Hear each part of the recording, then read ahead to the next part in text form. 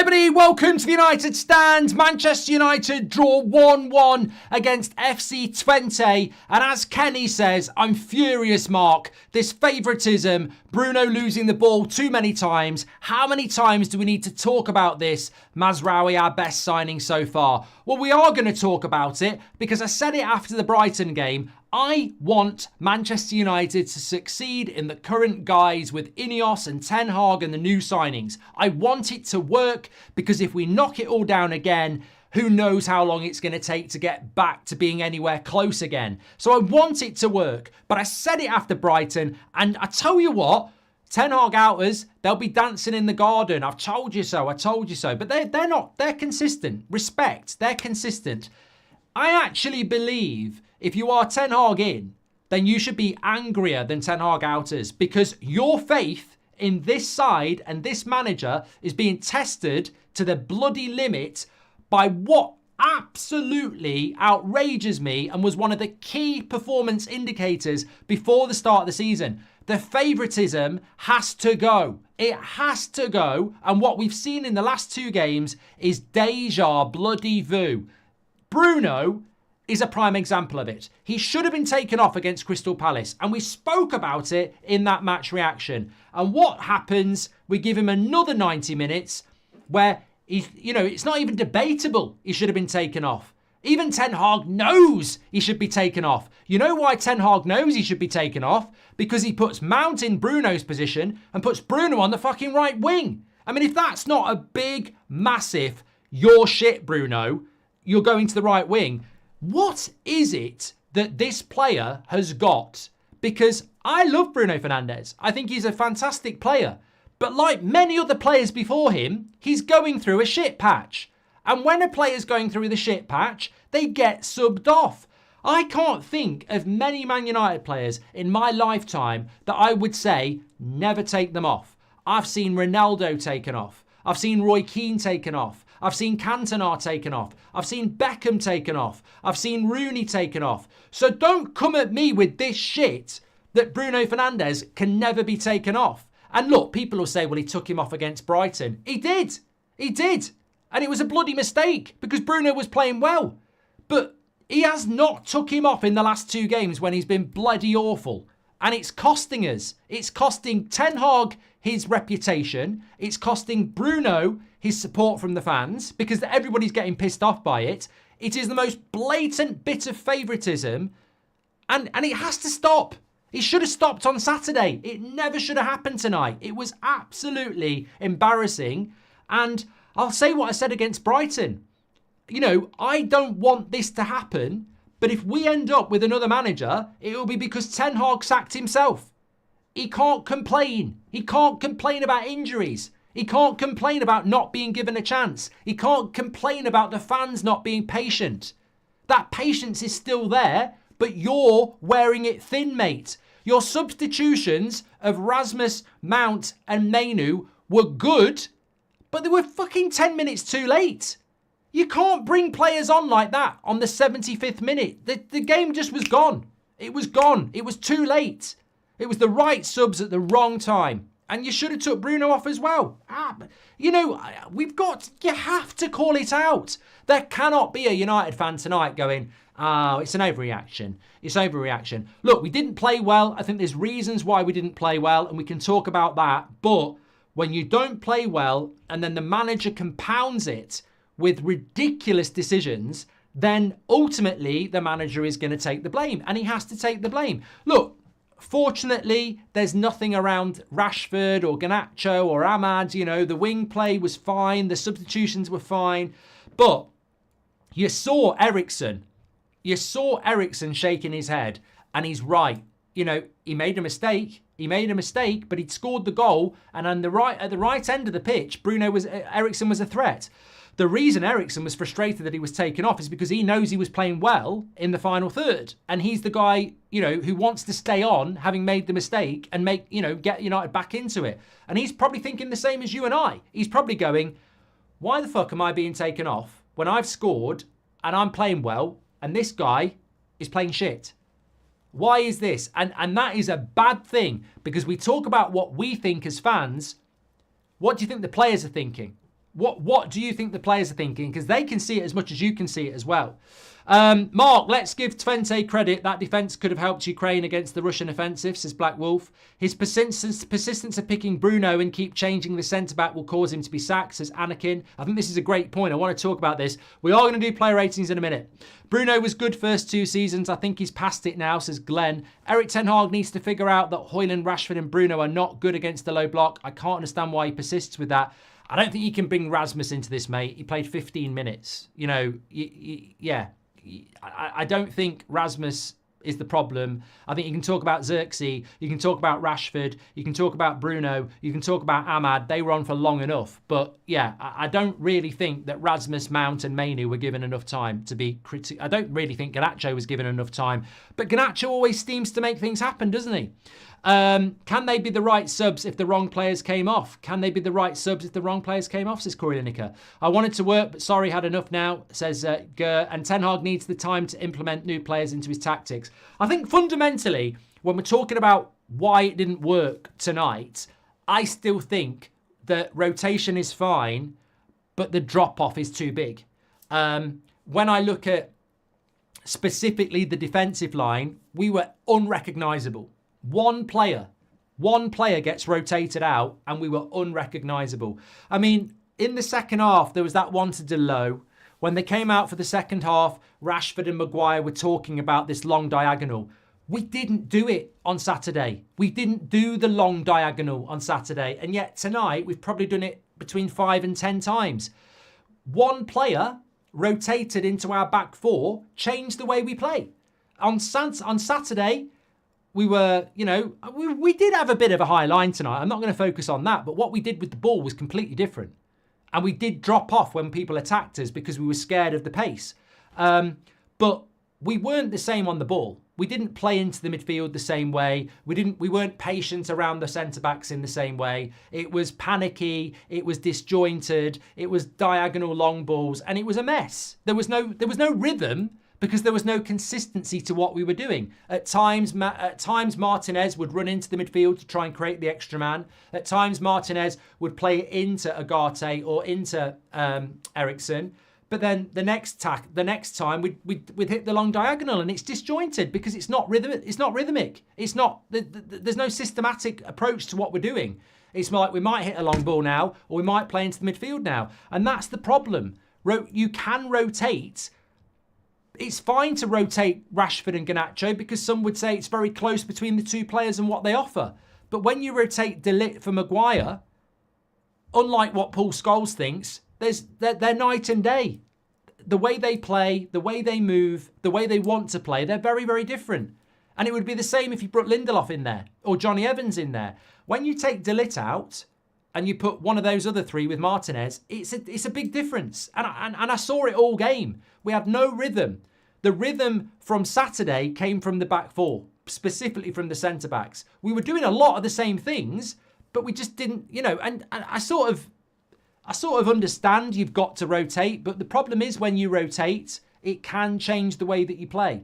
I thought Rashford played well in the first half, but I think it pisses me off. If I'm going to be honest, you know, I am pissed off, and I'm going to say it. I'm pissed off with the media. I'm pissed off with the fact that we rotated him at the weekend and it was turned into something that it wasn't, because I think for the first half, Rashford was playing like he had a point to prove. He wasn't playing like he did, before that Crystal Palace game. And I feel that now Rashford's sort of like, he's playing with a point to prove, and that's problematic because he wasn't playing like that. He was playing a lot more measured. And now he's playing with a point to prove again because the media's built something up into something it shouldn't have been.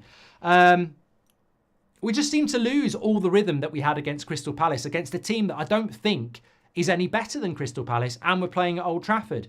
But on top of that, we didn't get Xerxes into the game, and Bruno was a bloody ghost, to be honest. He was a ghost. And, you go back again and you've got to say, the manager should have made changes quicker than he did. I don't think we needed wait.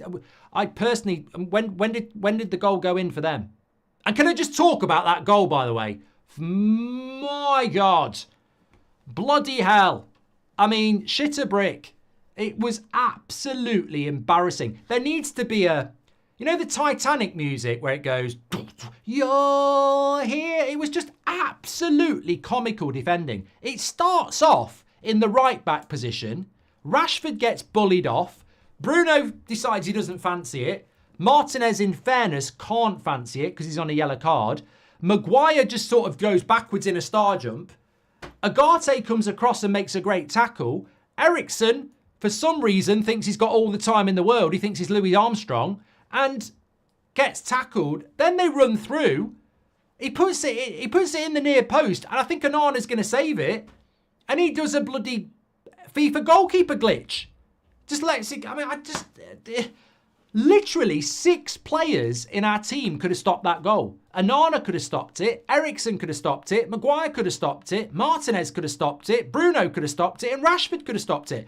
I mean, at some point, it doesn't matter whether it's Ollie in charge, Ten Hag in charge, or Sir Alex in charge, or Pep Guardiola in charge. You can't coach that. That was just the world's shittest goal, assisted by 6 of our players. It was awful. And I'm not saying that Twente didn't deserve to get a point, but we should never concede that goal. It's absolutely abysmal. And you know what? That worries me because that reminds me of last season. That sort of shit reminds me of last season. And it should never happen. One of those players has got to put a tackle in, and I'd line them all up and I'd shout at all of them if I was Ten Hag. But individual mistakes are going to get Ten Hag sacked. Look, Gino, I think if he took Bruno off in the 65th minute for Mount and we'd kept knocking on the door and we'd drawn 1-1, we'd be talking more about that goal. But ultimately, it's going to get overshadowed by the fact that everybody knows that he got that. I'm starting to calm down a little bit, but when you see Eriksen shaking his head when he's going off, you know. When you hear the crowd jeering Bruno's every misplaced pass, you know. And when you see this chat bombing off, and when you're in your own heart, you're like, I said this on Saturday. I literally said on Saturday, he's got to start taking Bruno off. We were at the press conference yesterday. Beth's question, which she didn't get to ask, was going to be, you've rotated players out. There's been a lot of talk about it. Bruno Fernandes, is he a player that you will sub? That was going to be the question. To sort of put it on the manager that everybody in this fan base is confused by why you won't sub this player off. Because it's damaging. It's damaging. I don't care whether your name is Lisandro Martinez, Rasmus Højlund, or Bruno Fernandes. If you start the game and it hits the 60-minute mark and you're not playing well, you must be taken off. It's simple. Jurgen Klopp would do it with Mo Salah. He did do it with Mo Salah. Ainge does it with Son. Pep does it with his players. What is it that Bruno Fernandes has that Salah doesn't have? And what is it that Ten Hag thinks he's got that Jurgen Klopp didn't have? If somebody is not performing in your shirt, you take them off. And here's the big win with it. If you take them off and the crowd applauds you for doing it, that player gets humiliated and gets a huge kick up their arse.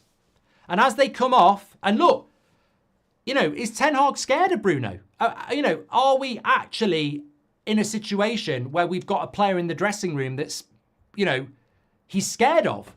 Is he scared of losing Bruno? Is he scared that when Bruno comes off, the petulance is going to be there, he's going to be shaking his head, he's going to be going off in the dressing room, and Ten Hag's going to lose the dressing room? Because if that is the case, we've got an even bigger problem, because that's a problem for the next manager as well. So this guy has got to be subbed off. This guy, if he's not performing well, has to be held to account like everybody else is. Rashford gets held to account. Xerxes gets held to account. Maguire gets held to account. Everybody gets held to account. He's got to be held to account. Honestly, I like the player. I really do. I really wanted us to buy him. But maybe it's an age thing. But I'm absolutely stunned that this player is in a position of that much influence that the manager won't sub him. And yet I've seen the greatest manager we've ever had sub some of the greatest players we've ever had. I've seen him drop Beckham. Yeah, I mean, he kicked a bloody boot at him. If we want to be a big football club, then everybody gets on board and everybody realises that you get subbed. We will never win games with Onana as our keeper, says Constantine. I'm not even going to say anything about, well, I am going to say something about Onana because I'm going to do the player ratings now. How many times do we have to wish Bruno to be subbed until we realise he's not good enough, says Alex. Mate, I'm going to say it again, that formation, bad decisions, bad subs, this is all means he's a bad manager, says K1. Eric Ten Hag is on borrowed time. He'll be sacked if his woeful tactics persist. I feel for the club, says Ganson. Said to my mate, this draw hurt me in my belly, but it's because I thought we were really good. One mistake ruined it, and I knew the negativity would blow up, says Super. Who were the armband and organises the team when Bruno comes off? I don't think anyone else has the leadership, says Andrew. Mark, we're still waiting on open heart surgery, says Chris. That game felt really like it was last season in the Champions League, says Jordan. This team isn't done being bad yet. A long way to go, says Eves. Genuine question, do you think Ten Hag lasts the season, says Arthur. I can't answer that. I can't answer that because I want him to. I don't want to see another rebuild. I think it will cost us too much money. I don't want to see another rebuild. But what I've said a few times is don't underestimate the fact that they can just get rid of him and throw Ruud in. They could just go Ten Hag to Ruud van Nistelrooy like that. I don't know whether that's a good thing, but they could just do that. That's the danger he's got this season. I don't think we'd see. Hopefully we wouldn't see a Southgate coming in or a Tuchel coming in because that would be a rebuild. I desperately don't want to see a rebuild. I don't want to see Tuchel come in and go, I don't like you, I don't like you, I don't like you, I want you. We can't do that. That's a bloody nightmare. I'll fight anything to stop that happening. I do not want another rebuild. I don't want another manager that comes in and goes, I don't like that player. That would be awful. But there is the option of Ruud. And look, I don't want Ten Hag to get sacked. I want it to work. I think we played well against Palace, and obviously it was only Barnsley and Southampton apparently, but we lost tonight because 6 players fucked up. I don't think they were going to score a goal. I can't remember a good chance they had. Look, we weren't great, but we drew because of a stupid set of errors that should not be happening in a Man United shirt, no matter who the manager is. And actually, we weren't dreadful. It wasn't as good as Saturday, but we weren't dreadful. We were just a bit disjointed. It wasn't a shit performance. It's a shit result. I can't hide from that. And as I said after Brighton, I don't know why people get confused by this. Adamantly, don't want him to get sacked. Adamantly, want him to do well. But I tell you what, when you personally, and you're probably the same as me, when you're saying, I want this guy to stay, I want him to do well, and he's letting you down, you're going to get more angry than the people who are saying, just get rid of him. Like, I can see what he's doing. He's sacking himself, and it's very frustrating, and that's why I don't want him to get sacked. I want him to do well. But I'm like, you're not doing the things to keep yourself in a fucking job. You're not doing the things to give yourself a chance, mate. You're not giving yourself a chance. You're making bad decisions. And guess what? If you don't believe me and other fans who are saying the same thing, we've seen this film before. We saw it with Ollie. We saw it with Mourinho in year 3. You know, poor performance and we might lose Old Trafford. Who'll be scared of us, says Ryan Piper. Right, let's get on with the player ratings. So I'm just going to refresh this. Well, I didn't really want to talk about Onana, if I'm being completely honest, but I'm going to have to. Because we've got to do the player ratings. For me, it's a 5. And I'll tell you why. If you wait long enough, what's that saying from Batman? You either die a hero or you live long enough to see yourself become a villain. And in football, it's true. You're only as good as your last game. And if you were a hero in the last game, it won't be long till you're the villain. I think that, you know, Onana is not Batman. He's a bit, you know, Prattman tonight because I wish he was Spider-Man, Amari. Look, I did a video a couple of weeks ago and some people agreed with it and some people disagreed with it. But I didn't pull it out my arse. It was, it's been about 2 months in the making whether to do it or not and to make sure it's researched properly. And basically the video was, I want him to do well and I want us to use him properly. And I think tonight was the sort of Jekyll and Hyde of Onana. His ball distribution was really good. But oh my God, I don't need Ben Foster to analyse that goal. He literally moves to that side when the player's on that side to give him the space to go there. It's dreadful positioning. Dreadful positioning. And look, Eriksen fucks up. Rashford fucks up. Bruno fucks up. Maguire fucks up. There are other people who make mistakes. But as a goalkeeper, how many times over the years has David De Gea or Peter Schmeichel or Van der Sar made a worldy save when other people have made a mistake? A goalkeeper can't hide behind other people's mistakes. You're there to save. What does save mean? Rescue. You're there to rescue us from mistakes. You can't move your body to the right thinking he's going to shoot that way when he's on that side. Look, 9 times out of 10, people probably do shoot that way. But you can't leave your front post. It's your goal. Mistake. 5 for me. Look, Mazraoui, I said he'd always be a consistent 7. I thought he was a consistent 6 tonight, to be honest. In a bad side, he's still consistent, isn't he? You know, just a very, very, very capable defender. And, you know, funnily enough, 6 of our players cost a goal and one of them wasn't Mazraoui. I wish it had come down his side because I think he would have stopped it. Yeah. Hans says you're too harsh on Onana. Mate, I give him a 5. I give him a 5 because he defended the goal shit. Like, I said his distribution was good. If you think that's harsh... Look, I'm not going to do this anymore, right? All these people saying you're an Onana hater. I gave him a 7 at the weekend. I gave him a 7 the game before that. I've given him a 5 because his positional sense as a goalkeeper is horrific. It's horrific. If that guy puts it in the other corner, I've got a problem with it. But getting done on your front post because you've shifted your body weight across, it's crap goalkeeping, I'm sorry. It's crap goalkeeping. If you can defend him, you can like him. I want him to do well, but, you know, everyone's going to rinse Maguire because he did a starfish impression instead of tackling him. Everyone will rinse Rashford because he didn't, you know, he was too weak stopping the ball going through. Everyone will rinse Bruno because he didn't put a tackle in. But we're going to defend the goalkeeper because he made a bloody mistake. Come on, grow up. He got a 5. Then give him a 3. Wait for Bruno. Maguire for me is a 5. Yeah, look, I get the rotation, but it changed the way we play. Too many long balls, not enough pace. The tackle in the goal was dreadful. You know, apart from that, I probably would have given him a 6. But same as Onana for me. You know, I don't think he did anything massively wrong. It was a very average performance, but he's played a massive part in the goal. It was terrible. Both teams 3 shots on targets as Robert. Martinez, I thought I'd probably give a 5.5. Yeah, I agree with you. I mean, I'd like to give him a 6, but he was part of the goal that went in as well. In defence of Martinez, he is on a yellow card. And I think he would normally make a tackle, but he knows what happens there, doesn't he? So, yeah, I think a 5.5 is what's going to happen. Look, Delo for me was a 6. He had a big part to play in the goal.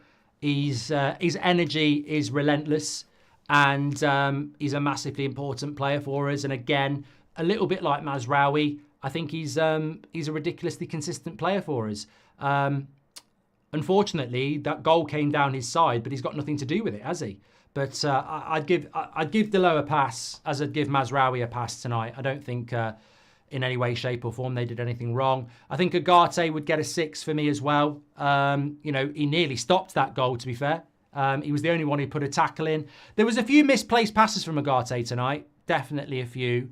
But tackling wise and you know, covering the ground, I think he had a good game, so I'd give him a 6. It's a shame. I'll give Eriksen a 6 actually, because the mistake is just, you know, everyone's going to remember that. But I think he, you know, in fairness to Eriksen, I think his mistake is masked by the fact that everybody else made massive mistakes in that goal as well. And look, I've said about Eriksen, he is going to cost us a goal. If you play him, I don't know about you, but I think Eriksen should play as the 10 and Mainu and Ugarte should play as the 6 and the 8. I think that's the logical thing for Spurs. It won't happen because a certain somebody will have to start. But I think if this was Pep Guardiola or this was Mikel Arteta, the obvious midfield for Spurs is Ugarte, Mainu and Eriksen. Because Eriksen's playing well, Ugarte gives you the defensive cover, and Mainu is probably our best midfielder, balance-wise. So that should be our midfield three. And I think that's why Eriksen was pissed off when he got took off. But it won't be. It won't be. One of Ugarte, Mainu and Eriksen will have to be on the bench for Spurs to accommodate Bruno. Oh, God. Three. And I'm not even joking. It was absolute pants. And I hate doing it because I think he is such an important player for us. But the last two games have been abysmal. But Palace was probably a 5. This was just abysmal. He wasn't in the game. And then, I mean, I don't. It's not fair. I don't even want to say anything else. It was just bad. It was really bad. There was literally virtually nothing. I mean, the one positive was that shot he had that nearly went in, but that needs to go in. You know, nearly's not good enough. You've got to score in that situation. Ahmad, 6 for me. I think that, look, it depends how you do this. Like some people, just because it's a bad result, they get really moody and they're like, I'm going to let the world burn. Everyone's going to get a shit score. But the way I look at it is what's Ahmad got to do with the goal that gets conceded? Nothing. If we win that game 1-0, are you going to give Ahmad a 5? No. It was average. There was some good bits. There was some, average bits. I don't agree with giving people are saying Ugarte should get a 4.5. Why? He made loads of tackles. He misplaced a few passes, but he made loads of tackles. Eriksen should get a 5 because he made one mistake. His passing was good. He scored a goal. Ahmad should get a 5 because he had nothing to do with the equaliser. He had a very average performance. 6 is average. I don't think it was poor. Up to you, though. I'd go 6 with Ahmad. Rashford, 6 from me. Again, I don't think... I thought he was lively in the first half. I think he drifted in the second half. I think, if you want to analyse Ahmad and Rashford collectively, what they do that Garnacho doesn't is they do run into blind alleys a little bit. They'll go past one. I mean, look at that bit of skill from Rashford in the first half. But we see it quite a lot with Ahmad and Rashford. They'll go past one player, but then they'll lose it or the final ball won't be good enough, etc. So we just need But I don't think Rashford or Ahmad were below average. I thought they were just average. I thought they were lively without end product. Now, Xerxes, I probably would give a 5.5 to. I just don't think we got him in the game. I don't think it's always... And look, I think it's a different story with Xerxes because it's the graveyard shift. I don't think it always works out for the Man United forward. We've seen it with Rasmus, Ronaldo, Martial, Rashford. Up front for Man United can be a graveyard shift. I don't think we got the ball into him. He's not really an out-and-out goal scorer. We need to get the ball into his feet, and we didn't do it. Now, I think there's a very interesting conversation to be had that Bruno occupies the same positions that Xerxes wants to occupy. It's a bit like England when you've got Kane dropping into the areas that Bellingham and Foden want. And at the moment, I think Xerxes wants to drop in and get the ball, but Bruno's there. So, you need a focal point. You need somebody to push the defensive line back. If we're going to play Bruno, you've got to play Rasmus. If you're going to play Xerxes, you need to play Rasmus. You need to play... You can't have two people dropping in and nobody getting in behind. And it didn't work tonight. And to be honest, if I was the manager of Twente, I'd do the same thing. It's like, if they want to drop off, let them go. Let them go. Because they defended well tonight, I thought. Mainu off the bench, 6. I thought he did well off the bench. I thought Mount did well off the bench. I thought Garnacho did well off the bench. And I thought Rasmus did okay off the bench. I'm not giving any of them anything lower than a 6 because, to be honest with you, I thought that they gave us something in the last 20 minutes. And I thought Rasmus, Mainu and Mount were brought on way too late.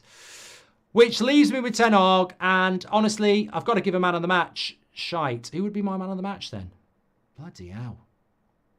Well, I'm going to give it Mazraoui. Yeah, I'm going to give it Mazraoui. It's Mazraoui or Delo for me. Slim pickings, isn't it? Eric Ten Hag, look, I don't want to be silly. We've drawn a game 1-1 where we never should have conceded that goal. But not subbing Bruno, I'm going to give him a 4. I think 3 is ridiculous. Come on, we've drawn a game of football. We weren't terrible in the way that we played, and we conceded a stupid goal that nobody can blame the manager for. But the Bruno thing is just baffling. And the big enduring thing for me, if I'm being completely honest here, is that he knew it. And I'm going to drop it out there. I'm just going to say it, because if you don't say it, you think it. And, you know, what I do, there's no point in keeping stuff back. He knows Bruno needed to come off. He knows he needed to come off because he moved him to the right wing. He absolutely knew Bruno was playing shit. And he knew he should have took him off, because he took him out of Bruno's position and he put him on the wing. And he's got Anthony, Rashford, Garnacho. He's got 3 wingers and he puts Bruno on the wing. To me, that's a manager who is scared to take Bruno off. There's something there, because he might be scared to take him off because he thinks he's got a moment in him. He might be scared to take him off because he's worried about, you know, the impact it's going to have in the dressing room. I don't know. But he knew he needed to take him off. If he didn't want to take him off and he thought he was doing well, he'd have kept him at number 10, but he put him on the fucking wing when we've got other wingers. So for me, you can't do that as a manager. So yeah, it's a low mark. Man of the match is Mazraoui. Delo got 17%. Agate was in 3rd place with 12%. Then it's various others.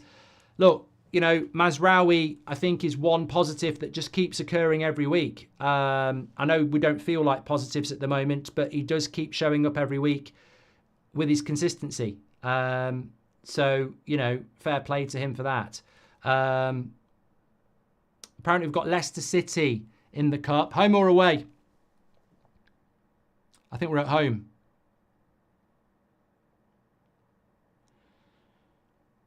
A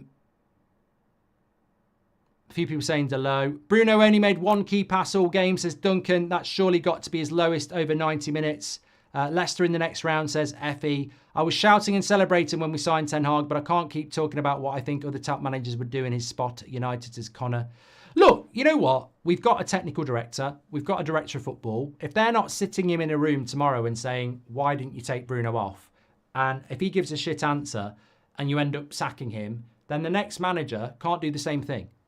You know, I think one of the big problems with sacking Man United managers is that we're on a cycle.